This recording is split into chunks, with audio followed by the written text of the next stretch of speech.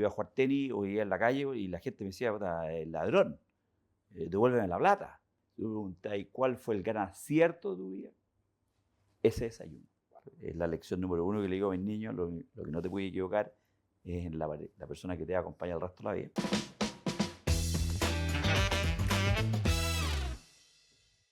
Hola, ¿cómo están? Bienvenidos a un nuevo capítulo del podcast Mente Inversionista, en donde entrevistamos a clientes, a partners, a personas de la industria financiera y todo lo que tiene que ver con el mundo de las finanzas personales. Y hoy tenemos a un gran invitado. A mí siempre me gusta hablar con gente que tenga un poquito más de canas que yo, porque eso es muy bueno, porque nos va a entregar un montón de conocimiento y experiencia. Hoy día nos encontramos con Alfredo Reyes, socio de Moneda. ¿Cómo estás, Alfredo? Bienvenido. Bien, bien. Muchas gracias por la invitación.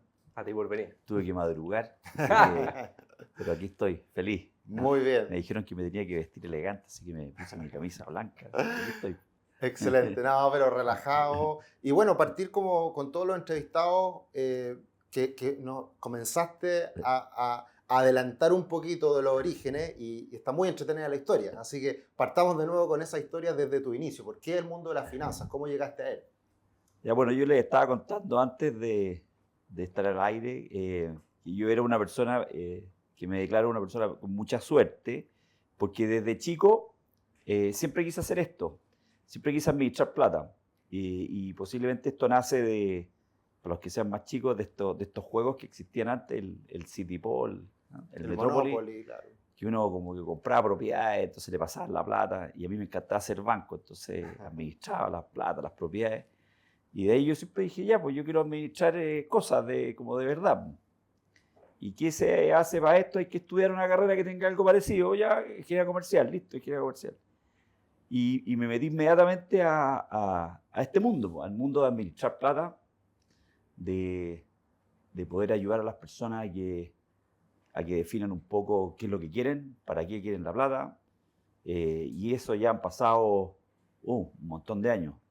Más de 35 años.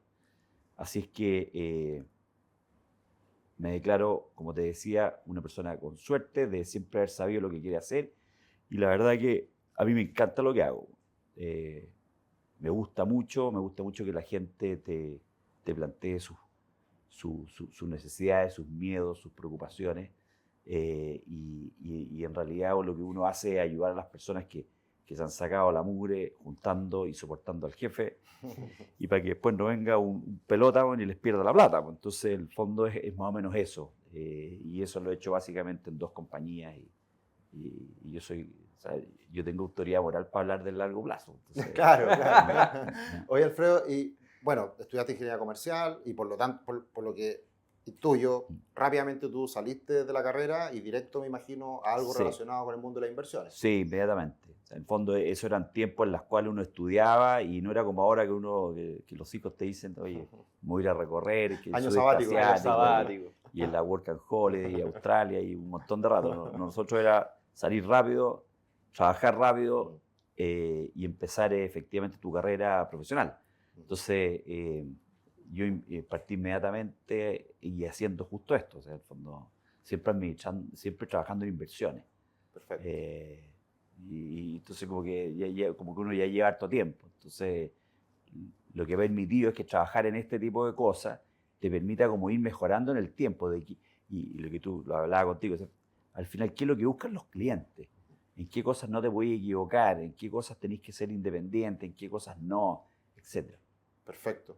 Y dentro de tu carrera hay diferentes áreas dentro del mundo de las inversiones. ¿Cuáles fueron como los primeros pasos? Administración propiamente tal, corredora, administradora de fondos. Primero entré a trabajar a una mesa de dinero. Perfecto. En una compañía que se llama Financiera FUSE, que hoy día no existe, que se la compró el Banco Santander. Y ahí tuve un jefe muy cabrón, muy exigente. No existían las Navidades, no existían los Años Nuevos, es verdad. Claro. Y el tipo era muy, muy, muy exigente desde el punto de vista técnico, de ayudarte, de siempre cuestionarte las cuestiones, qué sé yo. Y al principio uno lo odiaba mucho, Claro.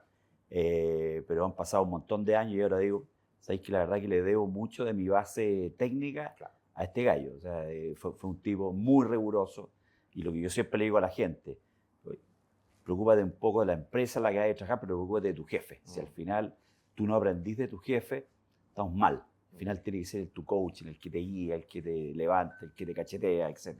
Y yo lo tuve con él. Tremendo consejo. Sí, Una especie de mentor en tu Sí, vida. sí. Líderes mentores. Es que si no es mentor, al final como que perdí un poco el tiempo. Y yo lo tuve, en el fondo, súper agradecido a él y a todos los jefes que después he tenido la suerte que son gallos más preparados que uno, con más conocimiento, y los gallos te enseñan, en el fondo, y eso es. Buenísimo. Eso es. Buenísimo. ¿Alguna pregunta antes de seguir? No, sigamos. Sigamos. Ah. Ya, 2008 entiendo, llegas a Moneda. Exactamente. Perfecto. Fue divertido eso porque yo llevaba en ese entonces 16 años trabajando en el grupo Security. Yo era una persona, tenía 43 años, un gallo súper feliz, y yo siempre le hablaba a mi papá de las mesas de 3 patas. ¿Qué es lo que una mesa de 3 patas? Es un tipo que está relativamente, o más que relativamente, que está muy realizado. ¿Y por qué? Porque tenía ahí un salario que más o menos acompañaba lo que tú hacías, teníais mucho reconocimiento y teníais también un buen equipo que te permitía tener tiempo para poder pensar y planificar, que al final, que no sea como el día a día. Entonces, yo le decía a mi papá, ¿sabes qué? Estoy listo, estoy feliz, la empresa crece, estoy totalmente realizado. Y un amigo mío, Pablo Echeverría, me dice, oye, ¿por qué no te venís para acá y qué sé yo? Estáis locos, le dije, olvídate, yo estoy muy feliz acá, no. Y hablé con mi mujer, que ha sido mi gran mentora en toda mi vida, mi gran compañera. Es la lección número 1 que le digo a mis niños: lo que no te puedes equivocar es en la persona que te acompaña el resto de la vida. Y ahí llegué y me dijo una cuestión que me quedó dando vuelta. Y me dijo, tenéis 43 años y hay 16 años trabajando en security. Cuando tengáis 55, y yo mirá, 55, ¿qué hay que hacer después? Van a pasar 30 años que te vayas a reír siempre de las mismas tallas, bueno, siempre el mismo grupo, tú estás cagado, tenés que cambiar. Incomodarte un poquito. Tenés que incomodarte un poco. Le hice caso. 2008, 2 de mayo, me fui a Moneda. Hice mi primer cheque porque me convidaron siendo socio. Había sido el cheque más grande que he hecho en mi vida. Le saqué una foto, ahí lo tengo. Y partimos. Dejé algo de una alegría plena a irme a Moneda, a armar algo. A mí ya se me había olvidado lo que era partir haciendo algo nuevamente. Por eso yo admiro a todos los emprendedores, porque ser emprendedor y empresario es súper difícil, mucho más difícil de lo que la gente cree. Y partimos. Y crisis del 2008. Sí, eso te iba a decir. El mejor año para partir un proyecto de inversiones. Es la peor crisis, es difícil describirla. Porque las que no la vivieron, como que no la cachan. O sea, como que yo he vivido 2 crisis importantes en mi vida que me marcaron. La del 82, que fue más triste, porque viste partir familias que tuvieron que irse, etc. Y esta me pegó más fuerte porque de estar contento, mesa de 3 patas, un hombre feliz, era un hombre con muchos sustos, muchos miedos. Había hecho ese cheque que ya no valía eso. Y con un susto que sentí que como que el mundo se iba a acabar. A Dios gracias, en Chile, esa crisis fue relativamente corta. Sí. O sea, yo te diría que las cuestiones más o menos se iban a recuperar el 2010. O sea, te pegaste un sufrimiento de un par de años. No 10 años que duró en Europa, en Estados Unidos, y todavía sigue. Claro. Sí. Entonces fue una partida súper dura. O sea, en el fondo, entre empresariado, entre una compañía que se estaba reinventando, un negocio que no existía en Moneda. No, fue muy duro, o sea, súper duro. Y bueno, volvemos a lo mismo. Oye, la rigurosidad, las ganas de sacar las cuestiones adelante.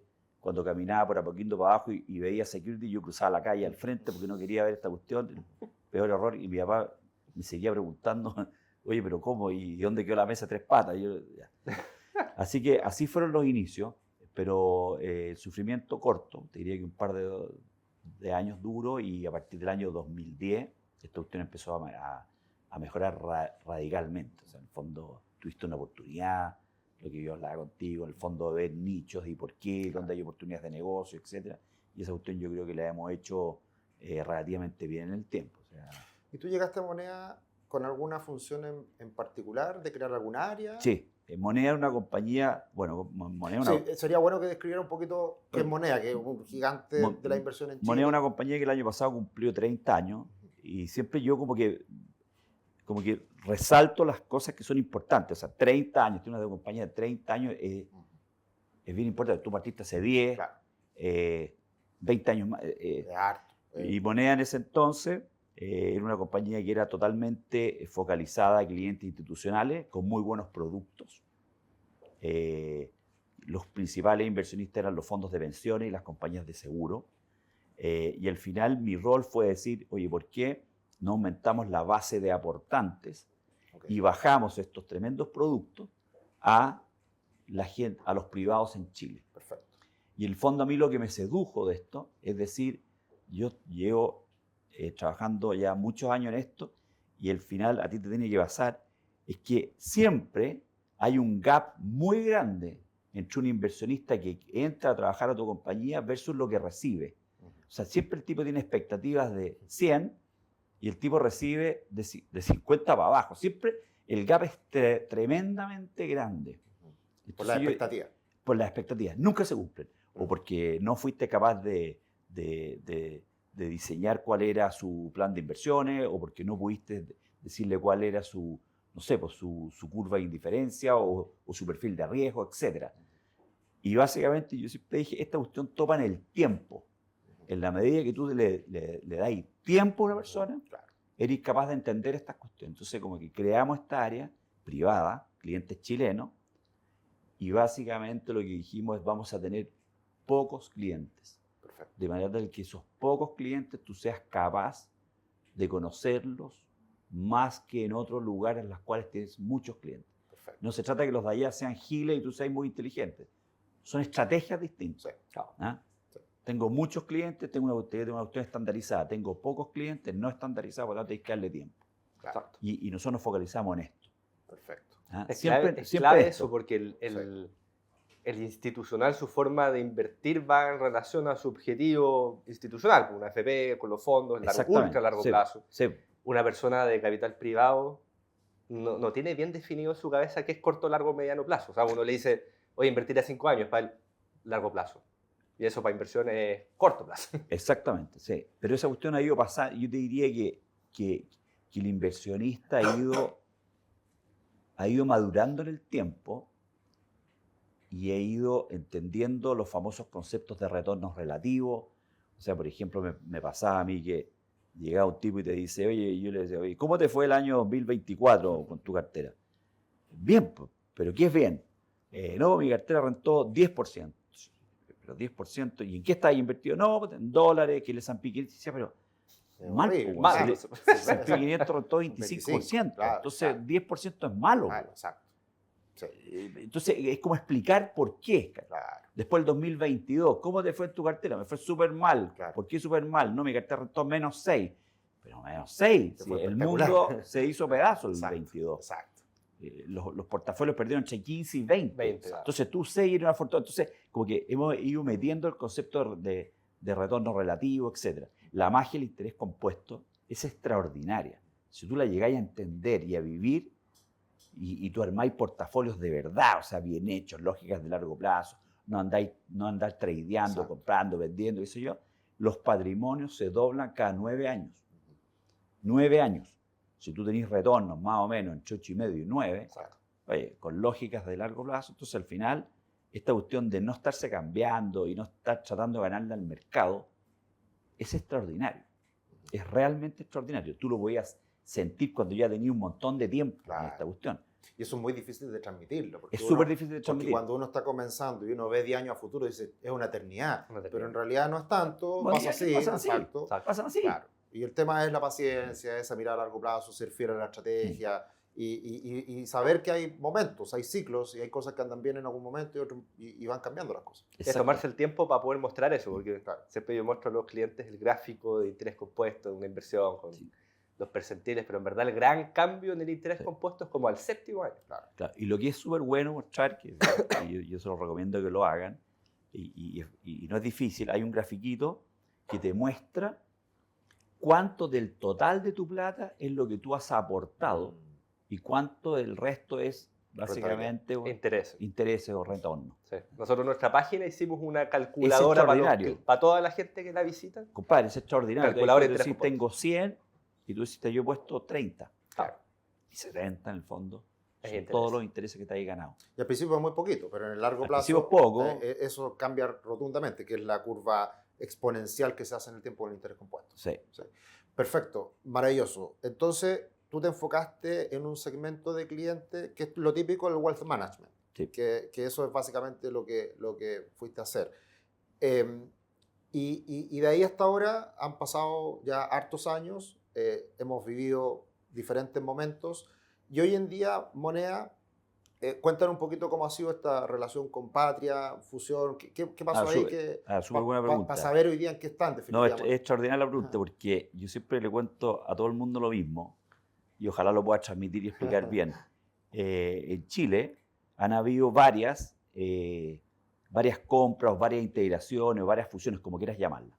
Varias, Celfin, BTG, no sé, IM Trust, Credit Corp, MCC, Itaú, etc. Y Moneda Patria. ¿Y por qué creo yo que esta, bueno, yo lo dije al principio, este negocio nosotros lo firmamos el 1 de diciembre del 21, o sea, han pasado 3 años. Okay. Wow, que ha pasado harto tiempo. Ha pasado un montón de tiempo. Sí. Y básicamente cuando la gente me decía, bueno, pero ¿y usted? Bueno, ¿qué va a pasar? ¿Se desarma la compañía? Etc. Y nosotros, este negocio fue siempre pensado para que nosotros como ejecutivos siguiéramos en la compañía, pero no porque estuviésemos amarrados a algo, sino porque en forma personal, independiente, totalmente desinteresada, quisiéramos seguir en la compañía. ¿Ya? Y eso se dio básicamente porque nosotros no nos pusieron plazos para pagarnos, sino que el pago fue hecho el primer día que nosotros firmamos, que fue una mezcla entre cash y acciones. Y además se dio que las áreas que tenía Patria, eran las 3 verticales que tenía Patria, eran distintas a las 3 verticales de Moneda. Ellos tenían básicamente, no sé, infraestructura, private equity, real estate. Nosotros teníamos crédito, acciones y esta área de wealth management. Entonces, no fue una integración muy odiosa desde el punto de vista de las áreas de negocio. Claro. Las áreas de negocio siguieron más o menos lideradas por las mismas personas que estaban antes. Donde sí hubo una integración es en todo lo que son las áreas de apoyo. Recursos humanos, marketing, back office, operaciones, tesorería, etc. Y esa cuestión, como Patria es una compañía global, oficina en 12 países, efectivamente lo que nosotros hicimos y lo que nosotros fue muy bueno es tener lo que yo llamo un kiosco chico en Chile. Chile no existe en el mundo, claro. No existe en Latinoamérica. A pasar a tener como un sueño, un viaje. ¿Por qué no hacemos esto pensando en grande? Donde ir a inversionistas más sofisticados, ir a lugares donde haya más recursos, etc. Y eso es lo que cada uno de nosotros ha seguido haciendo. Si tú miráis desde que nosotros hicimos este deal, que fue hace ya 3 años, un poquito más de 3 años, seguimos los mismos socios. Claro. Y eso es raro cuando pasan este tipo de cosas. Es raro porque al final las marcas brasileras, generalmente ocurrió esto, al final te absorben, claro.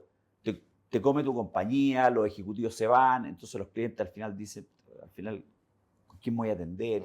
Y esta cuestión más o menos se ha mantenido. Y eso es súper bueno. O sea, en el fondo aprovechaste de tener buena tecnología, buena red, sucursales en el mundo, más productos, pero tú estando adentro. Claro. Y eso es una mezcla perfecta. Claro, una integración más que una compra. Fue una integración. Claro.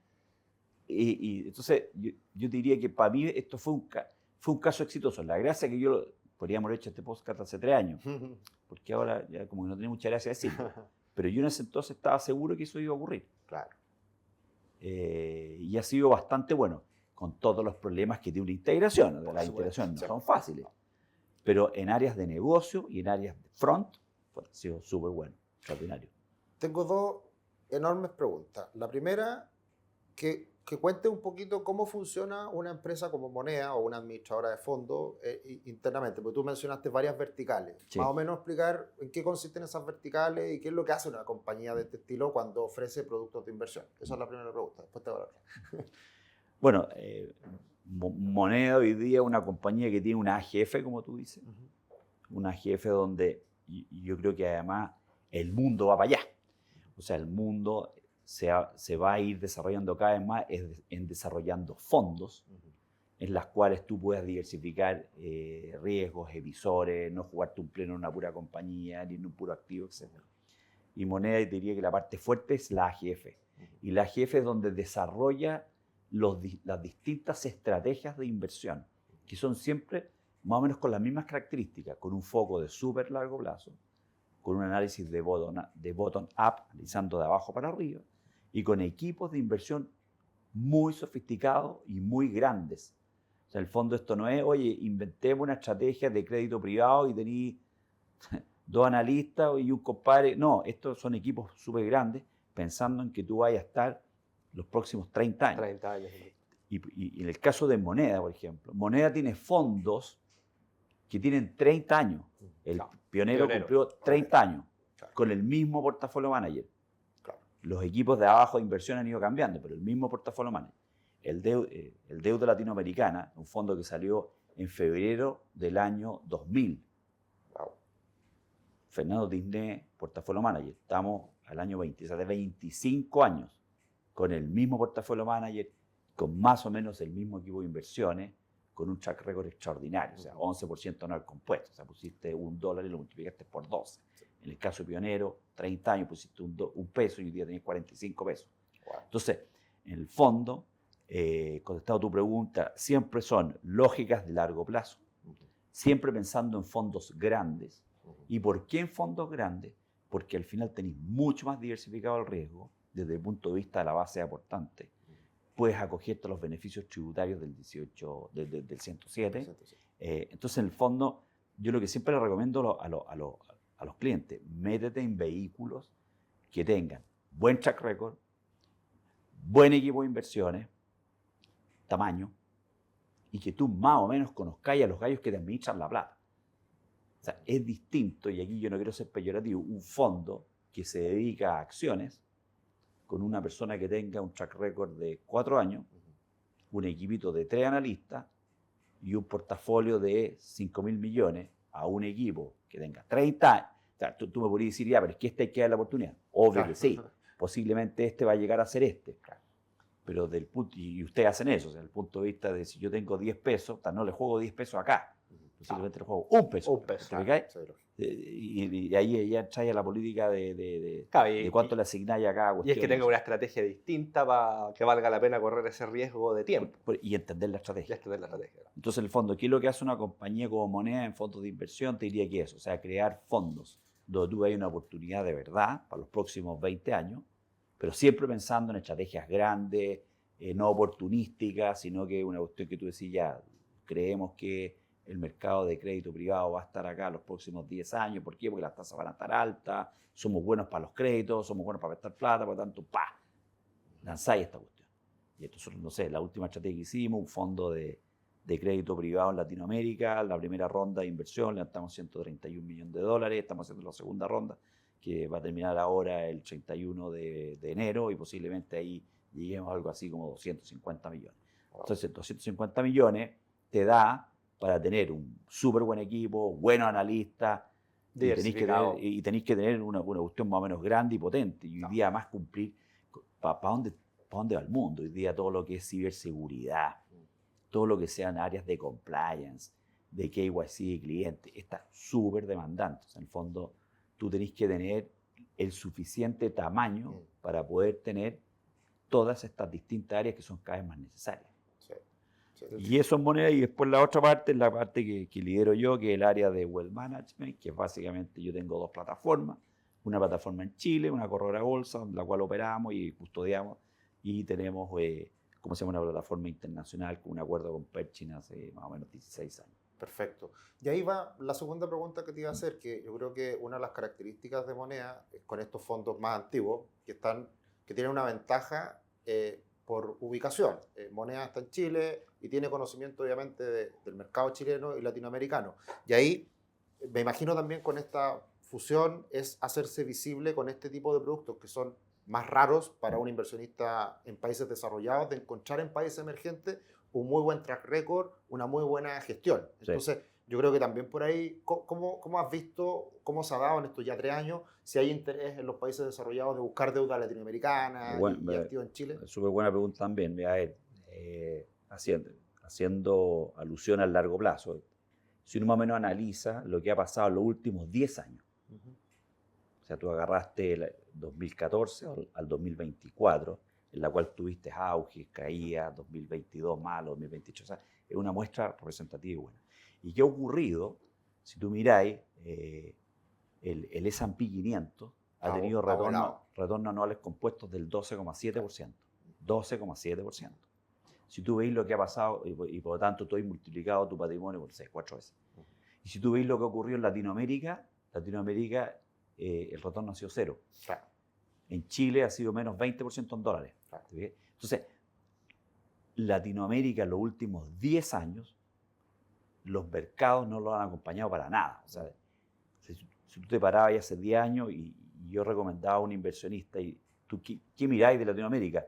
Oye, región joven, tiene el 8,8% de la tierra, oye, no sé, clase media, commodity, no estamos yendo a buenas políticas y qué sé yo, por tanto, usted debería poner más plata en Latinoamérica. En ese entonces, no sé, Latinoamérica pesaba en el MSCI All Country World Index, pesaba, no sé, 3%. Y tú decías, es muy mezquino porque ese 3% debería llegar a pesar en Latinoamérica, no sé, 5%. Claro. Si, oye, clase joven, trabajador, y que se pasaron 10 años, ese porcentaje de 3% bajó a 1%. Claro.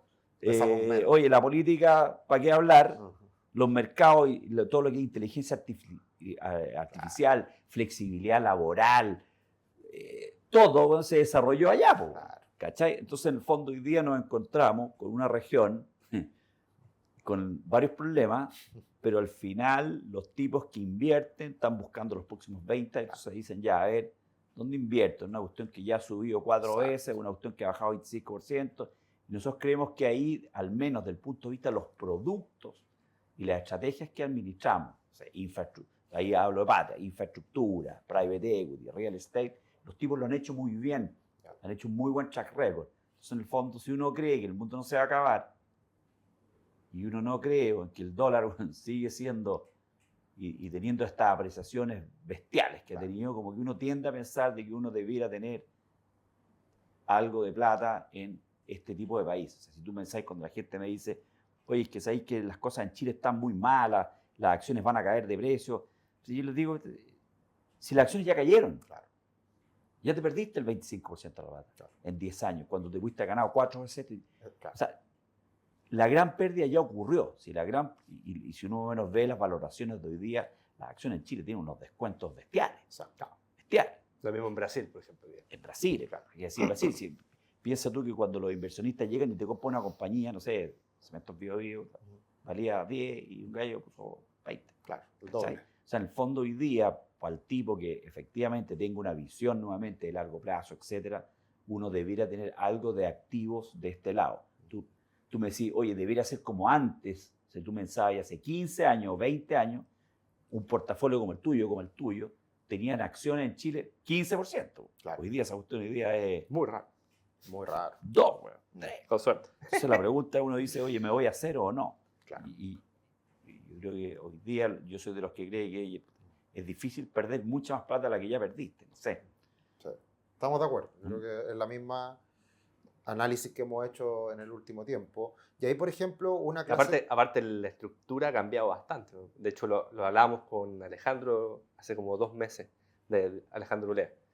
O sea, si uno analiza la empresa, por ejemplo, de Brasil de los últimos 3 años, es muy distinto al boom, deuda, mucha inversión, pero muy apalancadas. Hoy día son empresas limpias, con un montón de caja. La pata es caja. No saben qué hacer, quizás no van a tener múltiplos de crecimientos muy amplios, pero ya están pagadas, por así decirlo. Hoy día... o sea, la estructura de la TAM también es distinta hoy día. Sí. Hoy día es difícil que las cosas sigan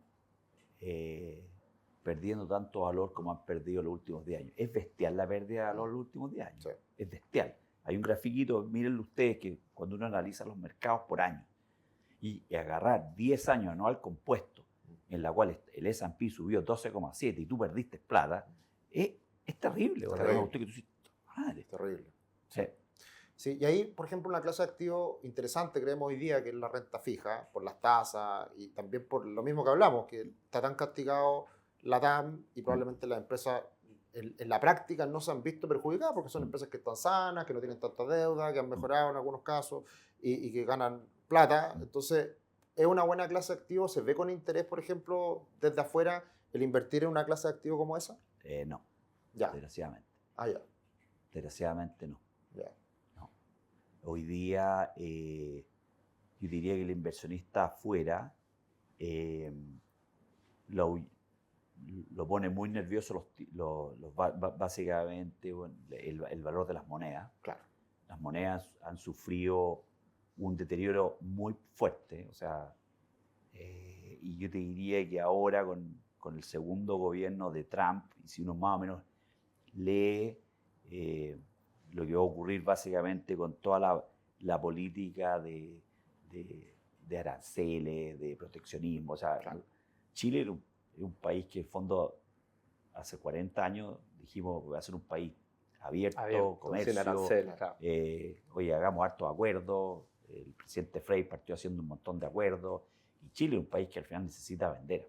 Claro. Entonces, cuando tú veis que la principal potencia del mundo al final está buscando más proteccionismo que mercado abierto, esa cuestión No suena bien para un no suena país bien. como- Ahora, tú lo pudiste haber visto lo que ocurrió en diciembre, o sea, pasamos de un, no sé, pues, de un peso de onda de 900 a lucas, Claro. ¿cachai? Cuando hablábamos del famoso dólar a lucas, Claro. llegó a lucas. Sí. Y veiste un real que estaba en ese entonces a 5,70 y hoy día a Sobre 6,20. 6,30. Entonces, en el fondo, el deterioro de las monedas también, que se ha acompañado por el deterioro de las monedas en todo el mundo, Claro. ¿cierto? No solamente con Latinoamérica, lo que pasaba con el euro, con el yuan. Y El todas las won monedas. en Corea está... Sí, pues. Sí. Entonces, yo diría que todavía estamos con alguna ventolera. Hay que ver un poco qué pasa, pero contestado a tu pregunta, si uno ve así gran interés, Claro. yo diría que no, desgraciadamente no.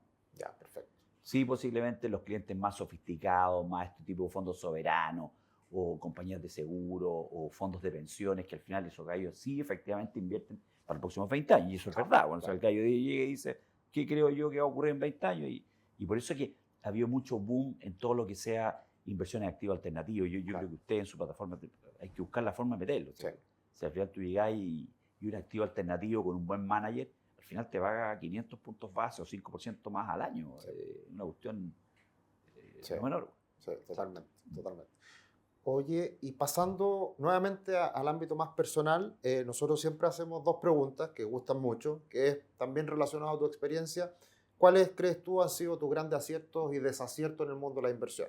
Así que partamos por lo bueno. ¿Cuál ha sido quizás un gran acierto en tu vida más personal en relación a este mundo del dinero? Dos. La primera es mi compañera, mi mujer, que me ha acompañado durante 33 años y la verdad que ha sido la mejor consejera.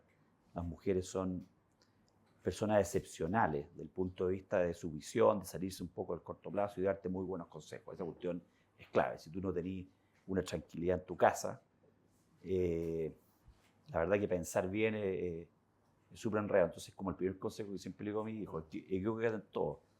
Siempre hay que tener 1000 jefes, 1000 empresas, 1000 emprendimientos, 1000 cosas, pero esto no te puede equivocar. Así que yo diría que eso es lo primero lejos. Y lo segundo, yo soy de los gallos que cree que uno tiene pocas oportunidades en su vida que realmente te cambien tu vida. Ahora me fui al plano profesional. Perfecto. Yo en mi vida posiblemente he tenido 2 oportunidades, o quizás una, solo una, en la cual tú sientes que puedes cambiar tu vida. Y yo la tuve cuando estaba en Security. Yo tenía un cargo más o menos y me llamó, me acuerdo, el presidente del banco porque quería conocer un poco el negocio en el que estábamos. Entonces le dijo a mi jefe, oye, un desayuno mañana para que efectivamente ustedes expliquen un poco lo que están haciendo. Estábamos creando una jefe. Ya, pues yo era como tercer soldado ahí. Pues. Y efectivamente yo como que me preparé un montón para ese desayuno. Ya. Como que traté de... Te lo tomaste muy en serio. como que traté de adivinar las preguntas, así como lo hice ahora con ustedes, que es lo que me iban a preguntar. Y me preparé muchísimo para ese desayuno. Y estaba seguro que el tipo me iba a preguntar, si tú estuvieras a cargo de este negocio, ¿qué harías? Ok. Y créeme que me preparé. Y me hizo la pregunta en los últimos 5 minutos del desayuno. No me la hacía nunca, porque yo no había hablado. Y ahí me preguntó, ¿qué harías tú? Yo trabajaba en inversión. Y le dije, no, yo haría esto, estamos agarrando esta época. Oye, toda la parte, a mí me encanta la parte tributaria. Eso se lo aprendí un profesor que siempre me decía, si tú quieres ser un gallo exitoso en tu vida, aprende tributario. Te aprendí 20 o 25 conceptos y está ahí 90% listo. Y le hice caso. Y le hice una explicación más o menos del punto de vista comercial y tributario, de por qué había que hacer eso. Me llamaron en la tarde y me dije, oye, Alfredo, el jefe quedó re entusiasmado, entonces me dice que por qué no te cambiáis de área, etcétera. Ya, pues. ¿Cuánto más me voy a pagar? ¿Cuál va a ser mi cargo? ¿Y qué presupuesto tengo? Y ese, tú me preguntáis, ¿cuál fue el gran acierto de tu vida? Ese desayuno. Wow. Ese desayuno. Y si tú me preguntáis, ¿tú en tu vida has tenido más de esos desayunos? No. Wow. No. Tú me podrías decir, ya, pero es que cuando te cambiaste moneda, sí. Pero no fue un cambio discreto en tu vida. Ya. Un cambio discreto es cuando tú estás acá sentado, yo te puedo dar una idea y tú decís, vamos con esa idea, y tu compañía cambió radicalmente. Claro. Ese fue. Entonces, el gran consejo, prepárense para esos grandes momentos, prepárense para esos grandes desayunos, porque esos desayunos hay poco. Y después, lo otro, que yo creo que aquí se ha perdido, es que cuando vengan esos cambios, yo creo que hay que celebrarlo. La gente no celebra. O sea, cuando yo me toca el privilegio de decirle a un tipo, oye, yo te voy a ascender, y tú en vez de ser VP1 vas a ser VP2, y te voy a dar un aumento de sueldo del 10%, yo te exijo que tú salgáis con tu señora y tus hijos a celebrar. Claro.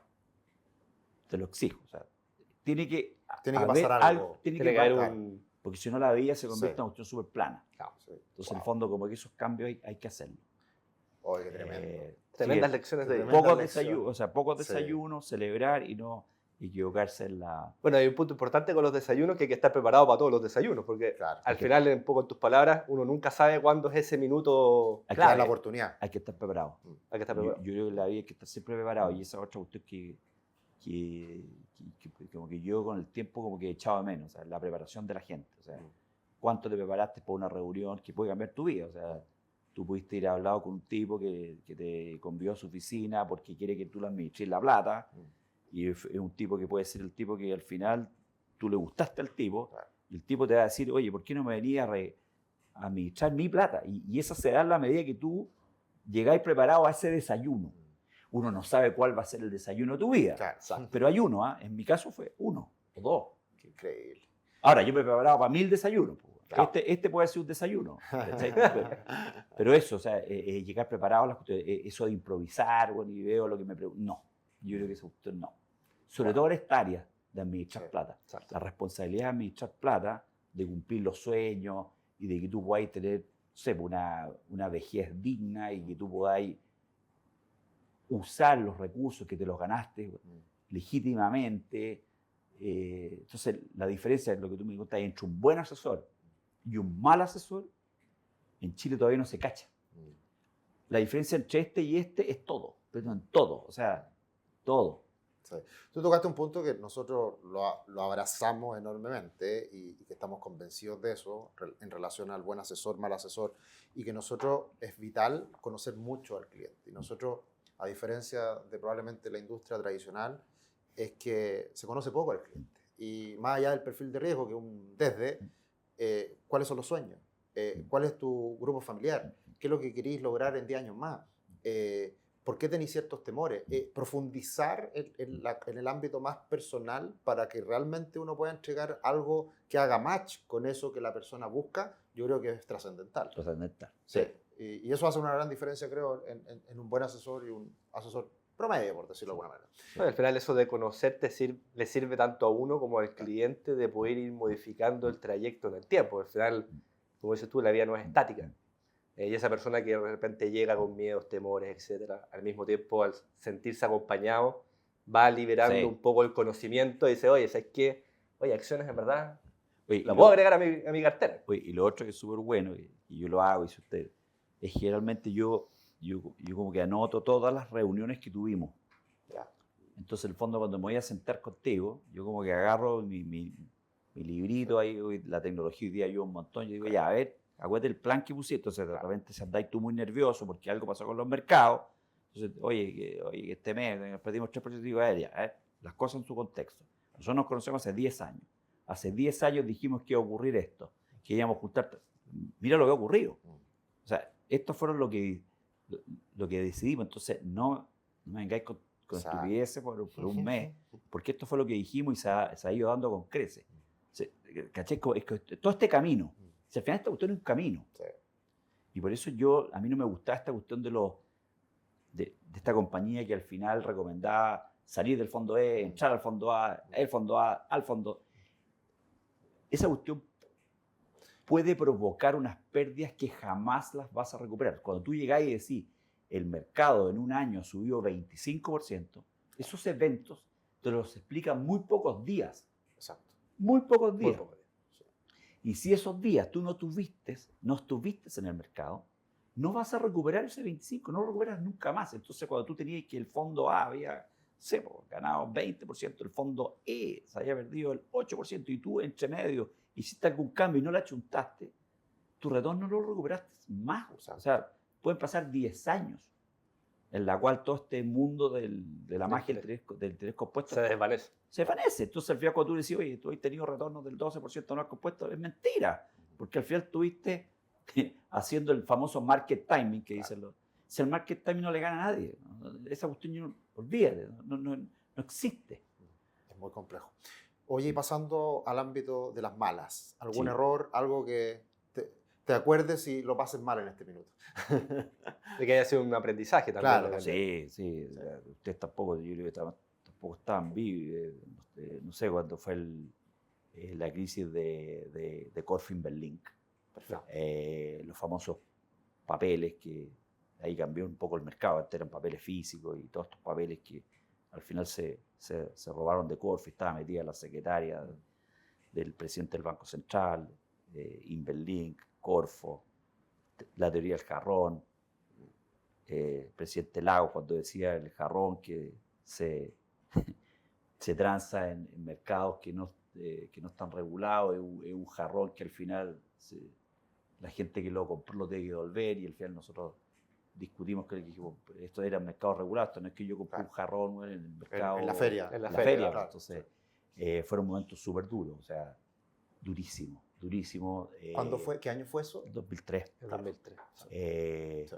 Y fue un tema en la cual tenéis que estar psicológicamente muy bien preparado.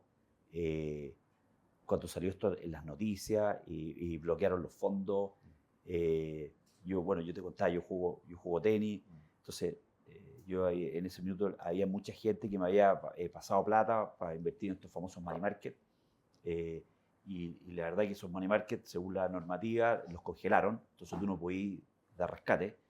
Entonces yo iba a jugar tenis o iba en la calle y la gente me decía, ladrón, devuélveme la plata. Entonces fue una cuestión así terrible. O sea, en el fondo iba caminando y mi hijo me decía, oye, ¿por qué te hablan así? Porque los tipos del fondo te habían pasado 100 millones de pesos, Claro. y los gallos querían la plata y tú no se las podías pasar. Entonces, para mí fue un shock. O sea, en el fondo, no sé, tenía 30 años en ese minuto, y fue súper duro. O sea, en el fondo, ahí como que aprendí que efectivamente esta cuestión de la plata no es chacota, tenéis que andar con la boca súper cerrada, tenéis que escoger bien a las personas con las que hacéis negocio. A Dios gracias esto fue corto, o sea, al final la plata se la comió Corfo, que fueron 120 millones de dólares, porque la teoría del jarrón echamos abajo la teoría que decía el presidente Lago, y al final no tuvimos que devolver los famosos depósitos que nosotros creíamos que habíamos comprado. Perfecto. Mercados regulados que se había sido, porque lo que te decían era devuelven los depósitos. ¿No?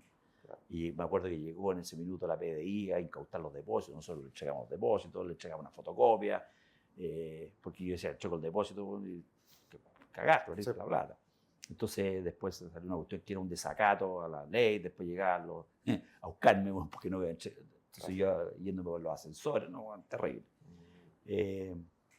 Yo diría que esa fue para mí mi gran lección. En el fondo es boca cerrada, tomar todas las premisas del caso. Tener cuidado, y la plata es de verdad, no es como el Metrópoli. Claro. Bueno, buen cierre. Partiendo de ese gran motivación por el Monopoly, viéndolo ya en la vida real, que en definitiva esto es muy serio, requiere mucha confianza y eso se va construyendo con el tiempo y es parte de lo que al final uno hace. Y pasión. Pasión. Hay que tener pasión por las cosas. Sí. Pasión. Totalmente. Si perdís la pasión y perdís la chispa, no. Totalmente. Sigue pegado. Bien, vamos entonces a cerrar el capítulo con los regalitos. Yo, dentro de las hartas cosas que he hecho a lo largo del tiempo, escribí un libro y lo saqué hace poquito el libro. Así que te voy a hacer entrega de este libro que salió hace poquito al mercado, Un viaje extraordinario. Cuenta un poquito también mi pasión por las finanzas personales, por las inversiones, un poco la historia también de Patrimor y algunas cosas también personales. Hay una historia muy buena de tenis en un capítulo por ahí, así que ese te va a gustar. Se pasaron, pero muy agradecido. Sí. ¿Ah? Y lo otro, una gran invitación que también te vamos a hacer. Se pasaron. A mí me encanta leer, bueno, así que... Genial. ¿Ah? Te voy a hacer los comentarios. Muy bien, me encanta. Ah. La verdad que se agradece todo el feedback. Nosotros, otro regalo importante es que vamos a hacer un Summit, Patrimor Summit, en el 3 de abril y traemos a un gran exponente que te va a sonar, Aswad Damodaran. Lo traemos el 3 de abril, así que también la invitación cordial para que puedas participar de este Fantástico. gran evento. Esto es un jueves. Sí, exactamente. Sí. Así que invitadísimo también, tremenda charla, así que esperamos que vamos a estar ahí en primera fila. Excelente. Vamos a guardarte la cena. Ya, pues ahí vamos sí, a estar. de todas maneras. Mi hija se casa el 5 de abril, así que voy a estar aquí de todas maneras. Ahora no tenía ahí tan cerquita la fecha. Hay que estar preparado. Sí, buenísimo. Oye, Alfredo, ha sido una tremenda conversación, lo hemos pasado muy bien, muchas enseñanzas, mucho aprendizaje, así que gracias por tu tiempo, gracias por compartirnos toda esta experiencia. Y a todos ustedes que nos siguen en cada capítulo de nuestro podcast Mente Inversionista, los dejamos cordialmente invitados a que nos sigan en Spotify, en YouTube, que compartan la información y por supuesto sigan aprendiendo de este apasionante mundo de las finanzas personales y las inversiones. Muchas gracias, nos vemos en otro capítulo. Gracias, Alfredo. Muchas gracias por la invitación. Gracias.